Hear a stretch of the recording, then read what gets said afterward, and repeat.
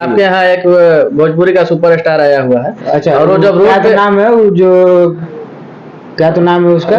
उनका नाम नहीं जानते हैं आप? नहीं नहीं नहीं, हम भोजपुरी से इंटरेस्टेड नहीं रखते हैं, इसलिए कि हम थोड़ा सा हम बताते हैं पावर। भोजपुरी बोलना जानते हैं। अश्लील गाने हम एक बार दो बार सुने थे।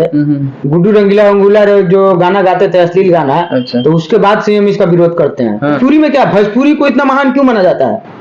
रउआ का करत नहीं, रउआ का खाता नहीं, भाव है, रउआ कैसन बनी, मिठास है भोजपुरी में। राउर का हाल बा, ढोड़ी में कौन तो बियर डाल दी, ये सब वाला जो होता है, मतलब क्या ढोड़ी बियर डालने की चीज है क्या? जो अपने आप को कह रहा है कि मैं कारा काट का बेटा हूँ, जब आप कारा काट के बेटे हो तो आरा का बेटा कौन है? शाहबाद में आरा और काराकाट सब आ जाता है। मतलब झारखंड के आदमी कह लगे कि हम बिहार के बेटा नहीं तरुआ, मतलब क्या करो बताइए। चलिए, बेटा बनना कौन सा गलत बात है, एक्सेप्ट तो करना पड़ेगा। बनिए, लेकिन सौतेला ही कहिएगा ना। आपने आरा से क्यों नहीं लड़ा? सही बात। बताइए, आप बताइए, आपको कुछ अनुभव होगा, क्यों नहीं? मुझे साफ साफ पता है कि आप आर के सिंह का विरोध नहीं कर सकते हैं। आपके अंदर उतनी खूबी नहीं है, आप में कलेजा नहीं है। सही बात बताइए कि मतलब कि जब बेबी गीत होता है तो कितना भीड़ लगता है, और जब अक्षरा सिंह आती है तो कितना भीड़ लगता है। लहंगा उठा दे रिमोट से जी है, तो वो देखे जाए ना कि साला कौन जादूगर बा के लहंगा रिमोट से उठा होता है आजकल। बस उनकी जो बातें हैं बस इसी तक सीमित है कि लहंगा कभी उठाएंगे, कभी धोड़ी में बियर को डाल देंगे, कभी लहंगा उठाने का काम तो मनोज तिवारी जी गाते थे, उस तरह का गाना। नहीं देखिए, तो मतलब अच्छा, रात में दिया बुताने का मतलब क्या है? मतलब कि इस तरीके का गाना अश्लील है कि सही है? अच्छा, तो बियर डालने वाले और रात में दिया बुताने वाले को देखने के लिए लोग आ रहे हैं, आप कहे कहने का मतलब? जो ढोड़ी में बियर डाला था कैसन बा। अच्छा अच्छा, जिसको टीवी में देखते थे सामने। हाँ, ओकरा सामने देखे का भीड़ लगा था कि तो एक बीवी के बारे में आपको पता है, आत्महत्या कर ली। एक बीवी बीच रास्ते में छोड़ के चली जाती है, जब चुनाव लड़ना होता है तो मैनेज कराती है वो आपकी, जो उनके साथ अभी घूम रही है। किसको बात करें? बिना मानवी, बिना ज्योति सिंह जी का स्पष्ट कहा हुआ था कि पवन सिंह, आप इस वीडियो को मत भूलिएगा, आपको वो वीडियो आया होगा, आपके पास भी होगा।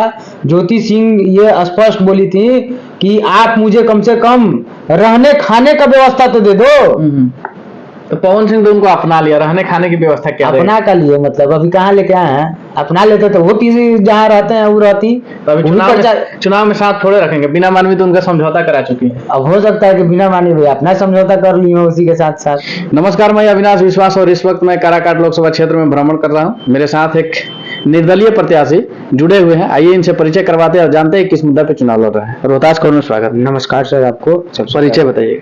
मेरा नाम इंद्रराज यादव पप्पू है, मैं गोपी बिघा जमुहार से बिलोंग करता हूँ जी। आप निर्दलीय चुनाव लड़ रहे हैं? जी, मैं निर्दलीय आ रहा हूँ। अच्छा, कैसे मन में आया कि हमको लोकसभा क्षेत्र चुनाव लड़ना चाहिए? देखिए, सबसे पहले मेरे मन में ख्याल आया, मैं जब भी डालमिया नगर में घूमने जाता था तो मैं उस पर मंथन करता था कि इतनी बड़ी फैक्ट्री क्यों बंद पड़ी है। अच्छा, तो जब मैं मंथन किया तो यहाँ मुझे सबसे बड़ा, उस मंथन को किया तो पता चला कि यहाँ पे जो यहाँ के लोकल विधायक और सांसद होते थे वो यहाँ के यूनियन के अध्यक्ष हो जाते थे, और उनके मिली भगत से इस फैक्ट्री को बंद कर दिया गया और इसको फिर कभी प्रयास नहीं किया गया चालू करने का, क्योंकि उन्हें इससे फायदा होते गया और वो अपना फायदा उठाते गए, लेकिन आम जनता के नुकसान के बारे में वो नहीं सोचे। उस दिन मैंने सोच लिया, और उसके बावजूद इसको देखते देखते मैं जब बाहर पढ़ाई करता था तो मेरे गांव में करेस्तर उद्योग चला करता था, वहां पे लाखों लोग कमाते थे। अच्छा अच्छा, लाखों लोग वहां पे कमाते थे, लाखों लोगों को बेरोजगार कर दिया गया सिर्फ नेतागिरी करके। चलिए, तो काराकाट लोकसभा क्षेत्र का सबसे बड़ा मुद्दा है डालमिया नगर प्लांट, जो कि मैंने दशकों से बंद है और बहुत सारे नेता आते हैं, हर चुनाव में वादा किया जाता है, जनता से बोला जाता है कि मैं हो सकता है कि इस प्लांट को चालू करवा दूंगा और लोगों को रोजगार दिलवाऊंगा, लेकिन ये हो नहीं पाता है। आप अपने बारे में पर्सनल बताइए कि आप क्या करते थे इससे पहले, पढ़ाई लिखाई? इससे पहले मैं बाहर पढ़ाई लिखाई करता था, मैं बीटेक किया हूँ। अच्छा, दिल्ली से? जी, दिल्ली से मैं बीटेक किया हूँ। अच्छा। लेकिन यहाँ की समस्या को देख के, यहाँ पे नेतृत्वकर्ता की कमी की वजह से बाहरी लोग आते हैं और नेतृत्वकर्ता बन जाते हैं। आपके घर का नेता अगर कोई बाहरी बन जाएगा तो आपका घर बचेगा क्या? आप खुद सोच लीजिए, ये लोग खुद सोच लेंगे कि बाहर के लोग आकर उनका नेतृत्व करने लगे। घर की बात कर रहा हूँ मैं, तो वो घर बचेगा कि वो घर टूट जाएगा। तो एक मुद्दा हुआ यहाँ पे डालमिया नगर प्लांट जो बंद है जी, और क्या मुद्दा आपके नजर में दिखता है? क्या है कि आप युवा हैं? देखिए, मेरा मुद्दा डेहरी के लिए बहुत बड़ा मुद्दा है, जो डेहरी के लिए मतलब समझिए कि वो अभिश्राप से भी बेहतर है। डालमिया बंद, पहाड़ बंद, क्रेशर बंद, चूना पत्थर जो था वो बंद, छोटी लाइन बंद, एयरपोर्ट बंद। इवन आज जो आपकी स्थिति है डेहरी रेलवे स्टेशन की, आपके यहाँ वंदे भारत नहीं रुकती है और आप सबसे ज्यादा रेवेन्यू देते हो। ये सही मुद्दा है, इस पर काम होना चाहिए। आप लोगों के बीच में जाते हैं, भ्रमण करते हैं, लोगों का विश्वास जीतने के लिए आप क्या कर रहे हैं? देखिए, विश्वास, सबसे बड़ा विश्वास अपना आत्मविश्वास होता है। अपना आत्मविश्वास अगर आपका मजबूत है तो लोगों का विश्वास जीतने में कोई दिक्कत नहीं। सही बात। तो मेरी आत्मविश्वास बहुत मजबूत है और मैं लोगों से उसी आत्मविश्वास की मजबूती पे लोगों से बात करता हूँ और लोगों को भी लगता है कि घर का बेटा नेता होना चाहिए, बाहरी नहीं। बाहरी कब तक होगा? आपका आत्मविश्वास तो दिखता है। आप इन लोग से क्या कुछ अच्छा करने के बारे में सोचते हैं? देखिए, सबसे पहले तो मेरा ये सोच है कि तालाब का पानी जब सड़ जाता है ना तो उसको चेंज किया जाता है। और इंडिया हो चाहे एनडीए हो, उसके नेता सड़ चुके हैं, अब उनको चेंज करना बहुत जरूरी है। और इसलिए मैंने अपना कदम निर्दलीय रखा है। और निर्दलीय मतलब कि आपकी दल। अच्छा, इससे पहले कोई चुनाव में कभी आजमाइश किए हैं कि नहीं? देखिए, मेरी सोच राजनीति में जाने की नहीं थी, इसलिए मैंने कभी कोई चुनाव नहीं लड़ा। लेकिन जब मैंने सोचा कि मुझे राजनीति तब करके अपने काराकाट को बचाना है तो मैंने शुरुआत ही तालाब से किया है। तालाब से कर लिए, मैंने बड़ा गेम खेल लिए। हाँ, मैंने शुरुआत ही नाली से नहीं तालाब से किया, क्योंकि मुझे नाली और नाला में विश्वास नहीं है। मुझे सिर्फ तालाब के पानी को साफ करना है। अच्छा। अगर तालाब का पानी साफ हो जाएगा तो नाली और नाला का पानी भी खुद पे खुद साफ हो जाएगा। आप जो चुनाव में घूम रहे हैं, लोगों का क्या रुझान मिल रहा है आपके प्रति? लोग विश्वास कर पा रहे हैं? लोगों का रुझान यही है ना कि लोग कहते हैं कि वो जाने वाला कल है और हम आने वाले कल हैं। अच्छा। और हम लोगों का विचार ये है कि हम लोग आने वाले कल को भी नमस्कार करेंगे और जाने वाले कल को भी नमस्कार करेंगे। चलिए, तमाम मुद्दों की बात आप कर रहे हैं। यहाँ पे सबसे बड़ा रोजगार है तो बालू है, गरीब लोगों के लिए, जो जाकर के लोडिंग करके या फिर जैसे तैसे करके कुछ कमा लेते हैं। यहाँ पे बिहार में तो कोई रोजगार है नहीं। जो भोजन के यूज में होता है चावल, उसके रेट से बालू मिले, उस पर आप क्या कहना चाहेंगे? देखिए, बालू डेहरी मानसून के लिए एक मतलब मान के चलिए कि भगवान का आशीर्वाद है जो हम लोग के पास है। लेकिन यहाँ इंसान उसको छीन रहा है। कौन छीन रहा है? यहाँ के जो ठेकेदार हैं, जो यहाँ सरकार की ठेकेदार है, जो सरकारी ठेकेदार है, वो इसको छीन रहा है। आम लोगों तक और आम लोगों को प्रॉफिट इससे 1% नहीं हो रही है। यहाँ के आम जनताओं को 1% इससे प्रॉफिट नहीं है। बिल्कुल। इसलिए नहीं है कि बाहरी लोग आते हैं और करोड़ों खरबों में उसको लेते हैं और अपने हिसाब से दाम लगाते हैं। सही बात। जबकि यहाँ पे ये होना चाहिए कि 12 किलोमीटर के अंदर बालू का ठेका दिया जाए। 12 किलोमीटर के अंदर मतलब कि ठेकेदार रखा जाए। मैटर ये है ना कि बालू फ्री मिलना चाहिए यहाँ के लोगों का। मान लीजिए कि तट के किनारे हम बसे हुए हैं, हम महंगा बालू मिलना चाहिए, एकदम मिलना चाहिए। अगर उसमें कोई आफत तो इसलिए बालू फ्री मिलना चाहिए कि जब वो बाढ़ आता है तो वो झेलते हैं। सही बात। और जब बालू आ गया था आप उसका मजा लेंगे और हम उसको आपको मजा देंगे। उनको एकदम फ्री में बालू मिलना चाहिए। और हम सबसे पहले अगर लोकसभा जीतते हैं तो सबसे पहले बालू 12 किलोमीटर तक के रेंज के लोगों को बालू फ्री करेंगे। ठेकेदारी किसी के भी हो, बालू फ्री हम करेंगे। अच्छा, लोकसभा जो क्षेत्र होता है बहुत बड़ा होता है, उसमें बहुत सारे लोग आते हैं। जैसे आपके यहाँ एक भोजपुरी का सुपरस्टार आया हुआ है। अच्छा, और वो जब रोड पे नाम है वो जो क्या तो नाम है उसका? उनका नाम नहीं जानते आप? नहीं, हम भोजपुरी से इंटरेस्टेड नहीं रखते हैं, इसलिए कि हम थोड़ा सा हम बताते हैं। पावर भोजपुरी बोलना जानते हैं। अश्लील गाने हम एक बार 2 बार सुने थे। गुड्डू रंगीला अंगूला जो गाना गाते थे, अश्लील गाना। अच्छा। तो उसके बाद से हम इसका विरोध करते हैं कि भोजपुरी का अश्लीलता में नहीं लानी चाहिए। अच्छा। और सिर्फ गुड्डू रंगीला के तर्ज पे ही आजकल लोग गाना गाते हैं। या खेसारी हो या पवन सिंह हो या टिंटू यादव हो, ये सब लोग गंदा गंदा गाना गाते हैं जिसको अगर आप अपने आत्मा से अपने घर पे आप नहीं सुन सकते हो। सही बात। कुछ गाना तो ऐसा होता ही है उन लोग का। कुछ नहीं, 95% गाना उन लोगों का होता है। पवन सिंह का तो देवी गीत भी बहुत अच्छा आता है, उसको कहे नहीं। देवी गीत अच्छा आता है लेकिन उनका वर्जन दूसरा होता है। भोजपुरी में क्या, भोजपुरी को इतना महान क्यों माना जाता है? ये गाना से नहीं, रउआ का करत नहीं, रउआ का खाता नहीं, भाव है, रउआ कैसन बनी, मिठास है भोजपुरी में, रउआ का हाल बा। ये ना कि कौन तक ढोड़ी में कौन तो बियर डाल दी, ये सब वाला जो होता है। मतलब क्या ढोड़ी बियर डालने की चीज है क्या? सही बात है। किसका गाना है? कौन गाया है इसको? अरे आप जिसकी बात कर रहे हैं, जिस स्टार की बात कर रहे हैं, उसी का ये गाना है। अच्छा। कि ढोड़ी में बियर डाल दी, मतलब ढोड़ी बियर और ढोड़ी की क्या ये मतलब है? चलिए, ये तो फुहरता है, अश्लीलता है। इससे फुहरता और क्या हो सकता है? हम लोग बोल नहीं सकते हैं, लेकिन आपने अगर उसकी बातें को छेड़ दी जो अपने आप को कह रहा है कि मैं काराकाट का बेटा हूँ। जब आप काराकाट के बेटे हो तो आरा का बेटा कौन है? सही बताओ तो कहते हैं शाहाबाद के बेटा है। शाहाबाद में आरा और काराकाट सब आ जाता है। मतलब झारखंड के आदमी कह लगे हम बिहार के बेटा नहीं तरुआ, मतलब क्या करूं बताइए। चलिए बेटा बनना कौन सा गलत बात है, एक्सेप्ट तो करना पड़ेगा। बनिए लेकिन सौतेला ही कहिएगा ना। ये बताइए आपको घर बनाना पड़ रहा है काराकाट में, आपके पास घर नहीं है और आप कह रहे हैं हम काराकाट के बेटा, हमनी के घर भाई जाए तो हमनी के मतलब कॉल जी की आरा के मतलब के बेटा बन गया, शाहाबाद के बेटा बन गया। काराकाट मतलब काराकाट, आरा मतलब आरा। आपने आरा से क्यों नहीं लड़ा? बताइए, आप बताइए, आपको कुछ अनुभव होगा, क्यों नहीं? मुझे साफ साफ पता है कि आप आर.के. सिंह का विरोध नहीं कर सकते हैं। आपके अंदर उतनी खूबी नहीं है, आप में कलेजा नहीं है। ठीक है, आप आए हैं टक्कर दीजिए, अश्लीलता मत लाइए। आए नहीं कि राजनीति में भी अगल बगल छमकाने लगे।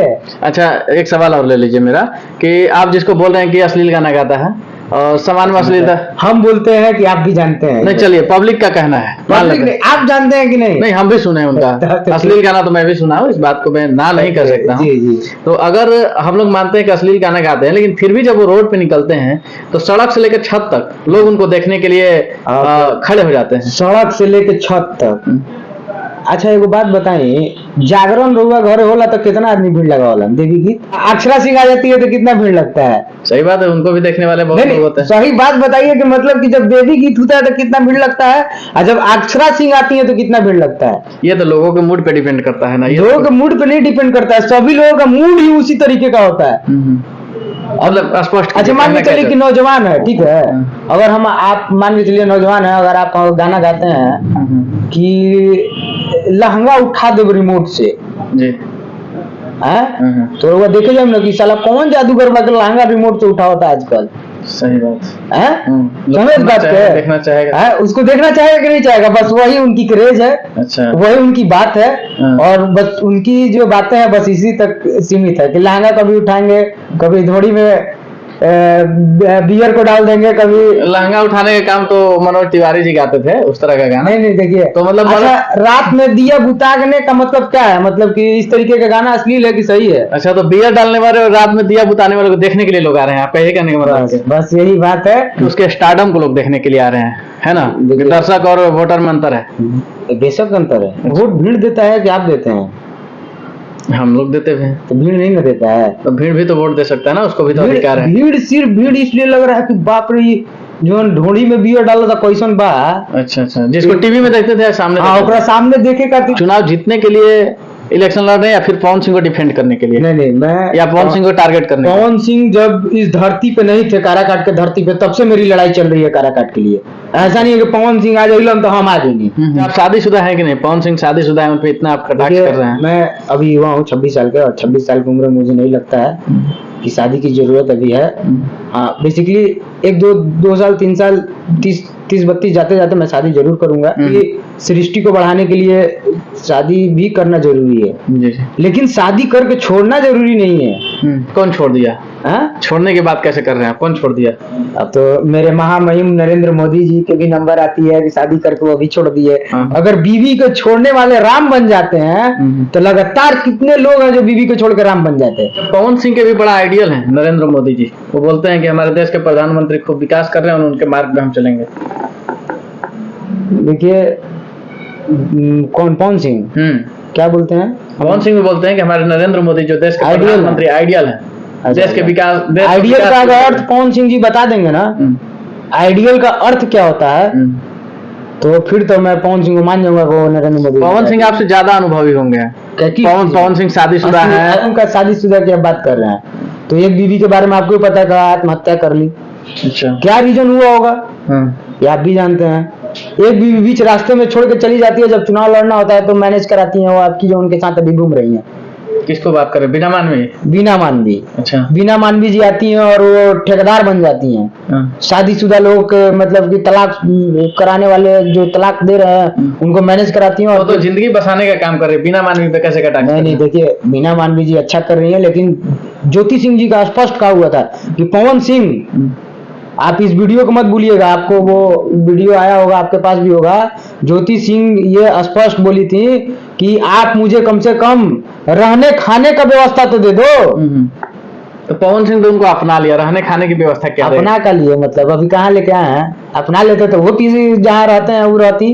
तो अभी चुनाव में साथ थोड़े रखेंगे, बिना मानवी तो उनका समझौता करा चुकी है। अब हो सकता है कि बिना मानी हुए अपना समझौता कर लिए हो उसी के साथ साथ। ये कटाक्ष वाली जो बातें होती है ना, उससे लोगों को बचना होता है। और पवन सिंह उसी के लिए मैनेज किए हैं, और हमको नहीं लगता है कि वो ज्योति सिंह का साथ देंगे।